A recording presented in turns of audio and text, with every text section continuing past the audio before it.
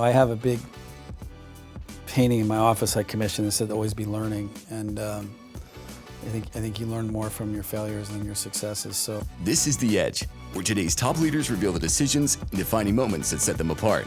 Today, Empower CEO Ed Murphy sits down with Miami Dolphins and Hard Rock Stadium CEO Tom Garfinkel, who transformed a football stadium into a global sports and entertainment destination. Tom, great to be with you here in Miami, and welcome to The Edge. it's great to be here. Thank you for having me. Yeah. So you grew up in Walnut Creek, California. You were the high school quarterback. You almost walked on to the football team at Colorado. Tell me that story. Oh, I was a pretty average quarterback in high school who loved the game of football and was going to go maybe to St. Mary's College of California, a small place, to try to play. But I got to Boulder that summer, and there was a guy in my dorm named Oakland Salavea. And Oakland was 6'6", 240, and was faster than me in the 40. And Wow. I realized that if I got hit by him, I'd probably break in half. And I was going to be had I tried to walk on, I would have been either a small tight end or a slow wide receiver at Colorado. At the time, they were running the option at quarterback. And so I decided I didn't want to be Rudy. I'd be better off just going to school. So I ended up not walking on. Yeah.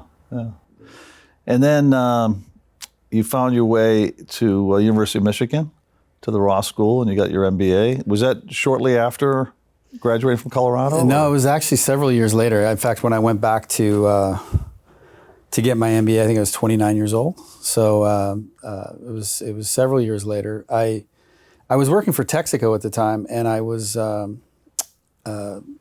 running sort of corporate branding sponsorships. The sponsorship side of things started with motorsports, and I was in a room with my boss at the time, was like the senior VP of communications and brand, and she reported directly to the CEO. And I was in a meeting with the CEO and the CFO and my boss and some others, and they were talking about market capitalization and what the company was worth, and I didn't know what market capitalization was. So afterwards, I had to go look everything up. I thought we were a $40 billion company because I was thinking the company in terms of revenue, not market cap. And I realized I need to go back to school and learn more about business if I'm going to be a CEO someday and really be able to run a business. And I had previously applied and got into Wake Forest to get my MBA when I was with Miller Brewing Company, and I was going to go part-time. And when I gave up that opportunity, decided to go to Texaco, to leave Miller and go to Texaco and move to New York, I was determined that I wanted to go back and get my MBA at either Michigan or Kellogg at Northwestern. And so thankfully, I got into Michigan and ended up going there. Yeah. What's interesting is this theme of sports is sort of pervasive throughout your life, right? I mean, it started in high school and then on to college, and then even in business, it sounds like you really wanted to go down that path. And right now, we're outside the office setting up for Formula One Race Week, one of the biggest sporting events in the world. And it's hard to believe this is the same place you walked into in 2013. What was it like back then, and what made you believe it could become what it is today?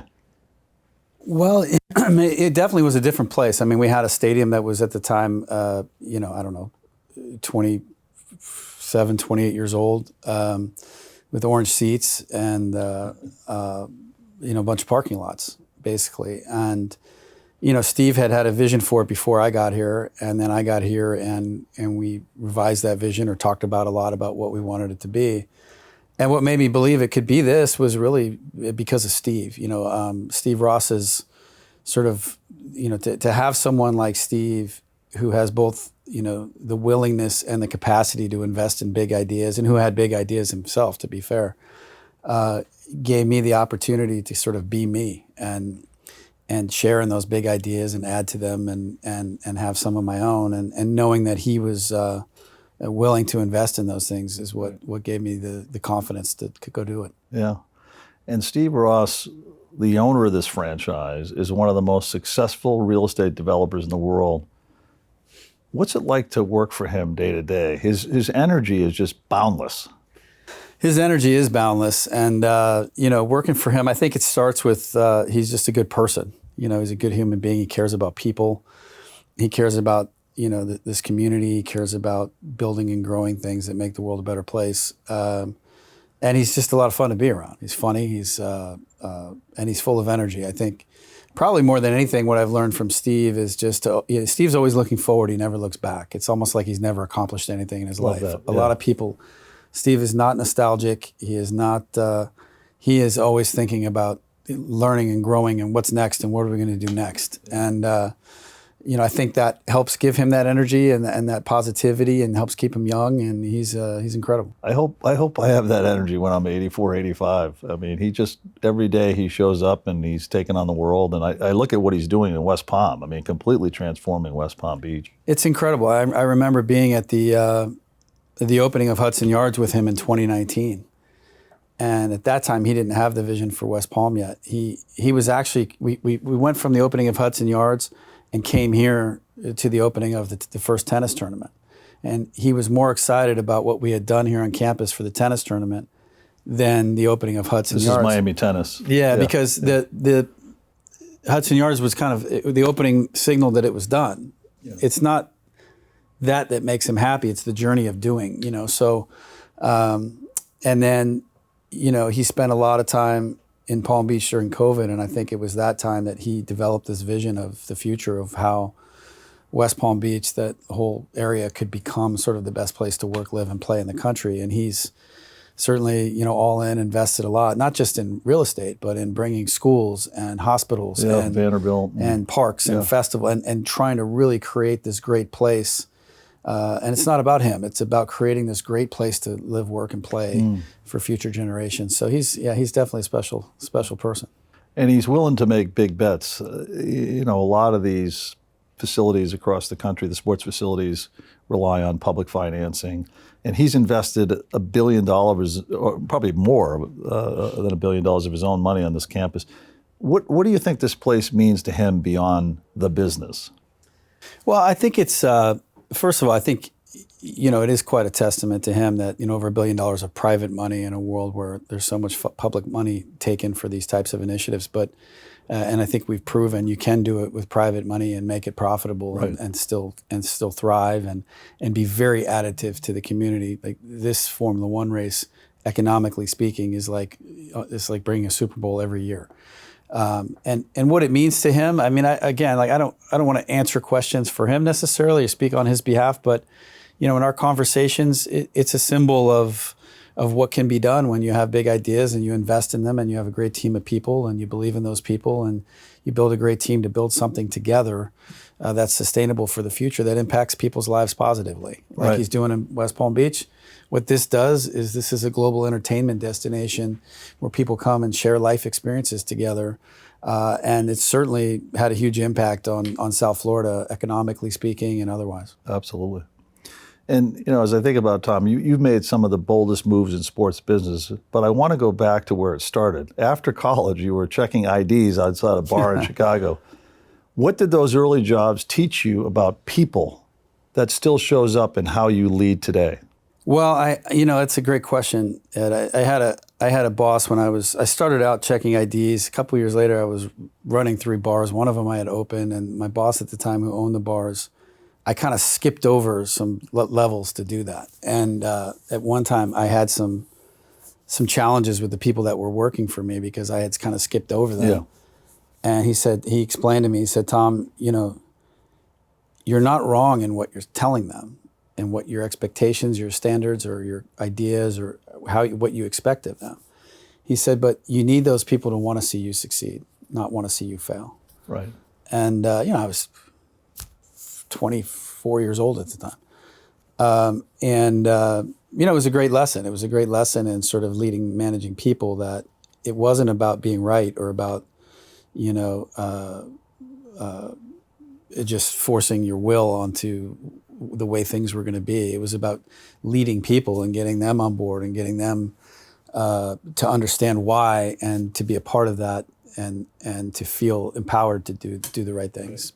I like when you use empower, by the way. That's good. Yeah, that's subtle. So when you arrived here in 2013, the team tried and failed to get public money to renovate the stadium. And you wrote a memo to Steve arguing to do it privately. And you said you handed it to him thinking, I hope this isn't my Jerry Maguire moment. What was in that memo? There were a lot of things in that memo about what I believed needed to be done to build a the best organization in sports was the vision and the goal. A lot of different things, but part of it was about there had been an attempt prior to my arrival to get public money. When I first arrived, it was like, okay, let's get in the room and figure out how to go get this public money. And after about a month or two of that, I wrote the memo and said, I need you to read this, and then sat down with Steve and explained it. And I did say, I hope this isn't my Jerry Maguire moment, because if you're going to fire me, I haven't bought a house yet, so might as well get it over with. Right.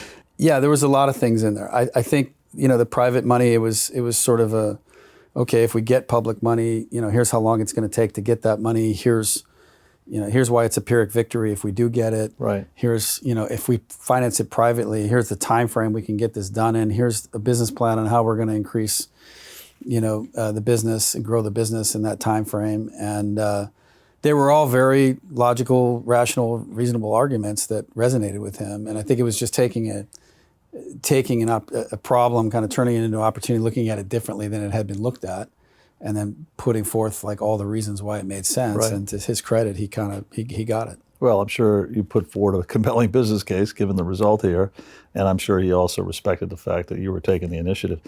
Bringing Formula One here was another bold move. Most people assumed a race belonged downtown, not in a stadium parking lot in Miami Gardens. Walk us through how you got that across the finish line and what almost stopped it.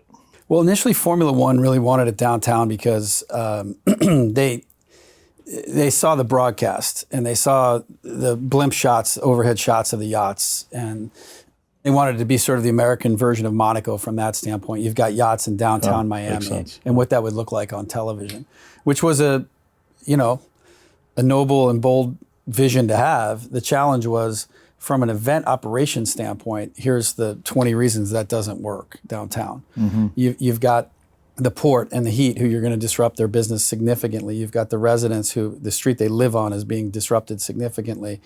The businesses, the small businesses that are going to be disrupted. And I had been on the board of the Texaco Grand Prix back in 1998 in Houston and had learned about the disruption of what a street race in a downtown street area in the United States can be. Right. It's a little bit different when, it's sovereign wealth or the government owns the race, and they can deal with those issues in other places around the world.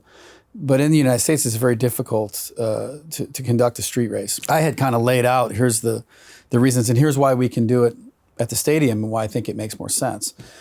Because we're disrupting ourselves on this parcel of land that we have. We're not out in city streets. That's right, yeah. And they had fear. They had a race in a parking lot in the 80s in Las Vegas, ironically, that got a lot of criticism because it was a race in a parking lot. Mm-hmm. And so I think once I brought it, first of all, we had to I learned a long time ago, sometimes the only way to convince people of things is to take things to their natural conclusion. So we went through a year of diligence with them, open-minded to doing it downtown, but everything I had identified in the beginning was kind of where the conclusion came in the end about why it might not work downtown. I mean, you're trying to get 100,000 people in and out of that downtown area. There's a lot of traffic when you have a heat game with 20,000 people. How are we going to get 100,000 people in and out of there in addition to the disruption? The racetrack itself wasn't going to be a compelling race because you're constrained by the streets as opposed to having a blank sheet of paper to create a race with overtaking. And so we kind of brought them to that conclusion and then came out here and I put cones around where a racetrack could go, showed them how, and we had done the tennis tournament by then and shown how it's not going to look and feel like a parking lot. Right. And then they got on board and the pandemic hit. That took some time. It took 4.5 years really to kind of from beginning to end of starting the conversations about having a Formula One race here with Formula One until we actually signed an agreement. Yeah, and this is year 5. And this will be year 5, amazingly. Yeah, May 1st, 2nd, 3rd coming up. We have the race. And the F1 deal was just extended through 2041. That's the longest contract in Formula One history. How did that come together, and what does it say about what you and the team have built here? Well, I'll give a lot of credit to Liberty Media and to Formula One for understanding the importance of that for us as well as for the sport. Formula One, Stefano Domenicali, the CEO, is committed to the United States, and Liberty Media is committed to growing the sport in the United States. I think our race is a big part of that for them. But as we're one of the few sort of privately owned events in Formula One. A lot of them, again, are owned by municipalities or governments, and so we made a significant private investment into the capital for the building we're sitting in, the racetrack itself, and everything else. And so it takes a long time to pay that kind of money back, and to make those investments. Formula One recognized what that meant, that we were committed to trying to put on a world-class event and invest into things to make the race better every year. And they appreciated that and saw the value in that, and saw that if we had a longer agreement, we could continue to do those things. Right. And there's clearly this culture here, there's a commitment to continuous improvement. The race has gotten better every year. We're excited because we're now a major supporter here for the race coming up, so we're looking forward to that. Just shifting for a second to non-Dolphin events now drive roughly half of the stadium's annual revenue. A lot of leaders would have protected the core business and called it a win. What made you and Mr. Ross push past what was already working and extend the way that you have, not just F1, but Miami tennis and the concert venues and the way you really leverage this asset here at Hard Rock? Well, it is a mindset of continuous growth. I mean, I don't, I think in 2018, 19, we kind of had, the business had kind of gotten flat year over year. And I remember pulling the senior leadership team in and, saying, this isn't acceptable. And at the time, we were selling out every ticket in the stadium. We had grown sponsorship revenue by 50% or something. And the team was kind of like, well, what else can we do? We're doing everything we can with the business. And since that time, we've doubled the business. So Incredible. I think, it's just looking at things differently and saying, well, yeah, what else can we do that hasn't been done before, that others haven't thought of, that are ways to grow the business. And obviously we've been able to do that, thankfully. But it is a mindset, and it starts with Steve and having an owner who has that mindset of growth and learning, and is, again, it takes investment. Exactly. You can't just, Yep. you can't get the pencil out and look at every penny and say, where can we cut costs to be more profitable if you want to grow? That's right. You have to say, where are the opportunities? Where are the strategically, what are we really good at, and what can we do differently, and how can we think differently and creatively, and how can we grow the business in a way that no one's thought of before, and getting people, smart people in a room to come up with those ideas and then go execute them. But it also takes, again, an owner who's willing to invest in those things. And having that long-term view, right? When I think about what you've built here with Mr. Ross, you're not looking at this 3-5 years out, you're looking at 10 years out. It's interesting. It's an interesting corollary to Empower too. We're owned principally by the Desmarais family, and they think 10, 15, 20 years. And not everybody thinks that way. Yeah, no, I agree. It was, in investing in renovating the stadium, that's a, 30-year window. We did the tennis tournament, again, that's a 30-year contract we did. The race was 2041. So you're making big investments for the future. And if you want to make those big investments, you have to have a long-term view, before they become profitable. And so that long-term view and the patience is an important part of it. One of the things you've said, Tom, is that the live experience, and I'm thinking about this in terms of the NFL in particular, but in general, has to beat the couch at home. And you've made some counterintuitive choices to get there. Fewer seats, more space, more comfort. What do fans actually want that most venues still haven't figured out? That's a great question. I've always looked at it. I remember, I go back 10, 15 years, the death of the season ticket, when people forget. I remember in 2003 or 4, I bought a 42-inch television that was like $3,000, and 5-7 years later, a 42-inch television was $300 or $400. Right. And that was the time when everyone said, well, people are going to stop going to sporting events. At the end of the day, it still means more, especially in the advent of the isolation of social media and cell phones, and then post-pandemic world of people still want to go out and experience life together, more so than ever. And it's still better to be at the game when the winning touchdown pass happens in the fourth quarter than to watch it on television with 2 people. It's better to be at the game with 65,000 other people. And those experiences go back throughout human history of sharing life together, experiencing great things together. And so I don't think that's going to go away. We try to be very customer-centric here in how we look at things. I think when you operate a big venue like this, okay, how are we going to get 17,000 cars parked? How are we going to get 65,000 people fed? How are we going to? And so the mindset in our industry becomes, how do we make it easier to execute that for our employees so that we can get people in and out of here? My mindset and our mindset here is, how do we make it easier for the fan to get in and out of here, to get their food, to go to the bathroom and have it be clean and not wait in line? What would I want if I was a guest coming here? I bought a ticket and came here. What would I want? And so it starts with getting people in a room and saying, okay, well, it takes 45 minutes to get that last mile from the highway into the parking lot, and you can see the stadium, but the traffic's so bad it takes 45 minutes to get in and out. And people were saying, well, how do we fix that? And I would ask the question. People say, well, that's going to be really hard. And I said, well, I don't care if it's going to be really hard. Like, how do we do it? Right. And let's get in a room and address the issues and make it hard on us so we can make it easier on the fan. It's clear you guys take a very customer-first approach as someone who attends a lot of Dolphins games. The fan experience here, from getting in to parking to the food, the whole experience is really well done. Thank you. And it can always improve. So it's, we try to, it's not going to be perfect, but we're always trying to improve it. We had a situation, for example, once where on Monday Night Football, the traffic's much worse getting in than it is on a Sunday morning, for example. And so we had a situation one game where the traffic was backed up and a lot of people didn't get into the game until halfway through the first quarter or something.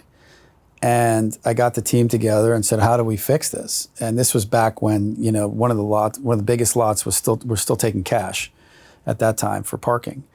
And they said, well, it just is what it is. Everybody understands. It's always been that way for 30 years here, and it just is what it is. And fans understand. We just need to communicate to them to get here earlier. I said, no, that doesn't work. We need to fix this.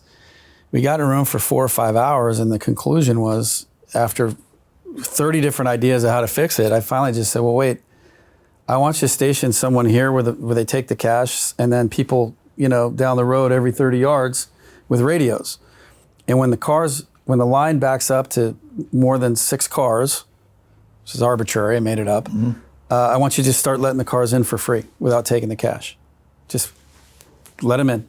Because what was the holdup was to stop the cars to take the cash, back the traffic up. And then when the line gets, starts to build back up to 6 or 7 cars, you can start taking cash again. And then as soon as the line starts to get too long, just let them through for free. I said, well, that's going to cost us a lot of parking revenue. So we did the math, and it was maybe $17,000.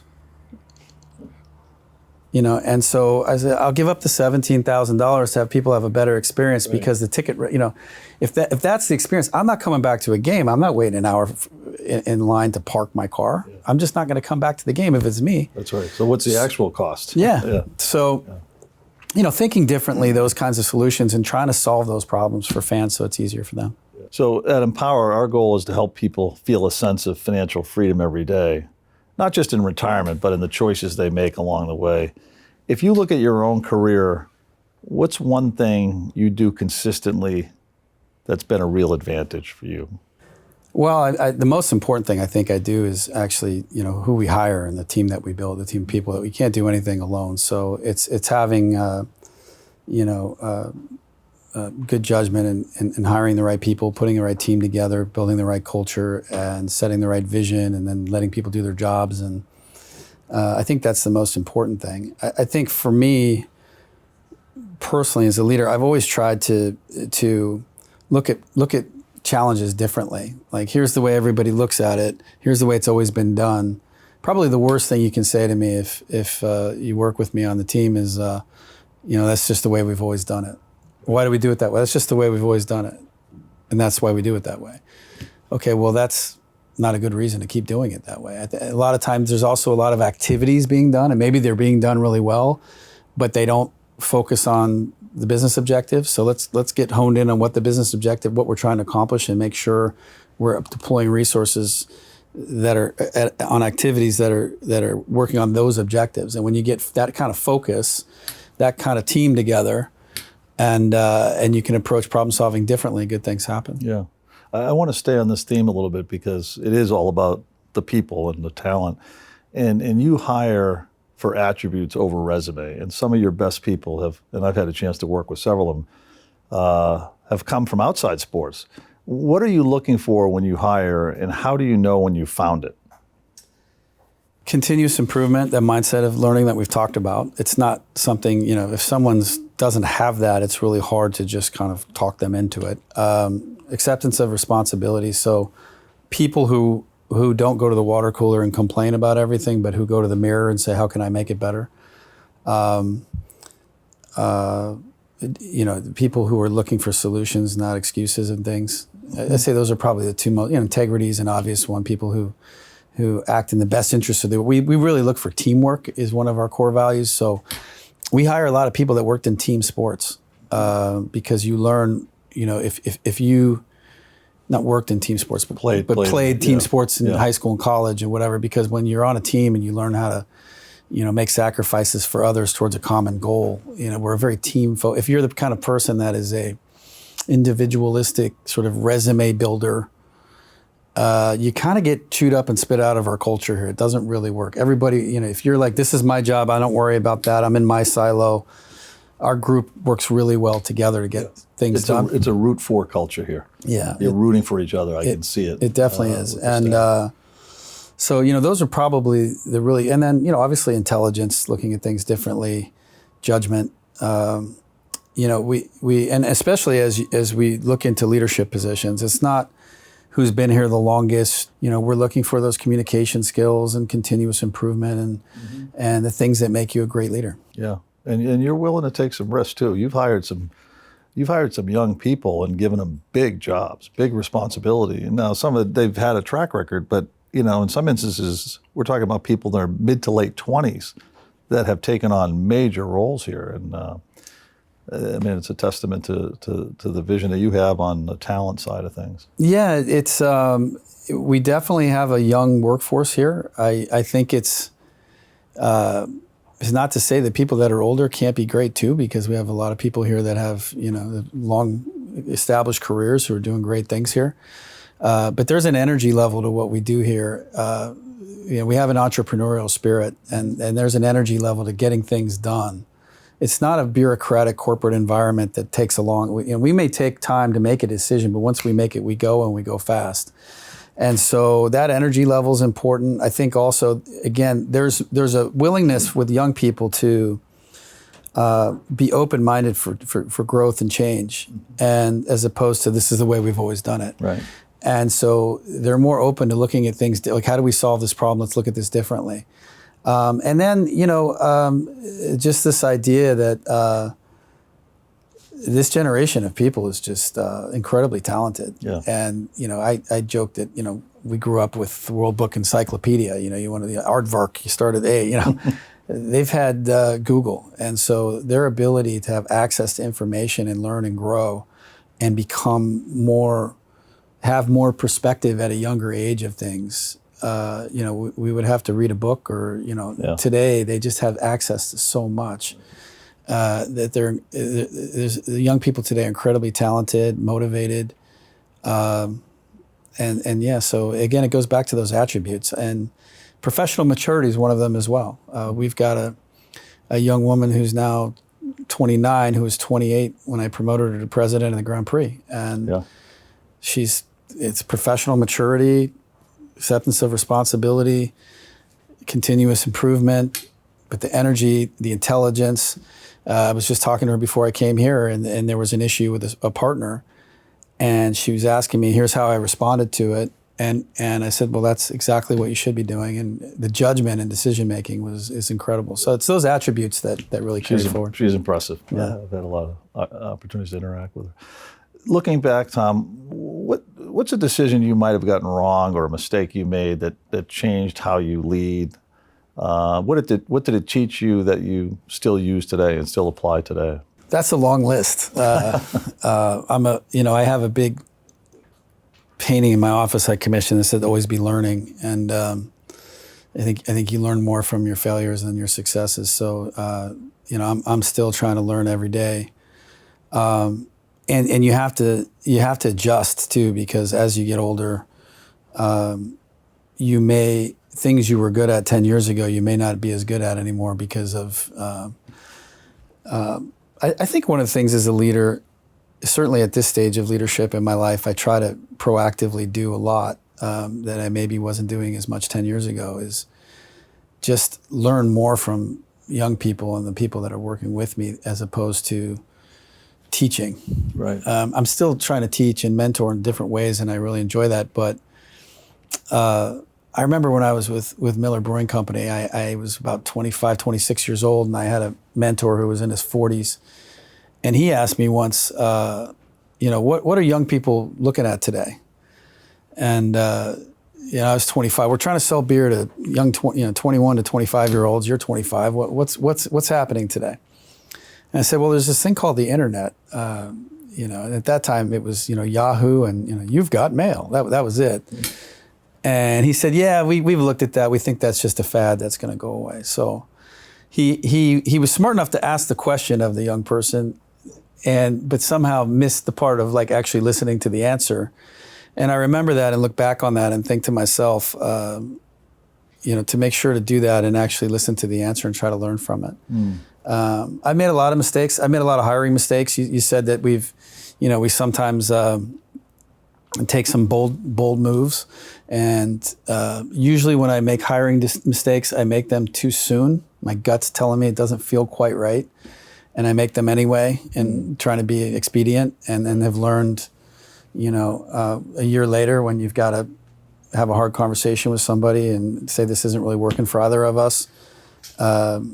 It takes a lot of energy, a lot of time, a lot of resources, and to be more patient in the hiring process. That's one for sure. Yeah, good insights. I want to shift back to the NFL for a second, because what a story the NFL is. And I had the good fortune to be over in Madrid with you this year for the game, but it's become global now, and the interest internationally is incredible between Munich and Frankfurt and Dublin.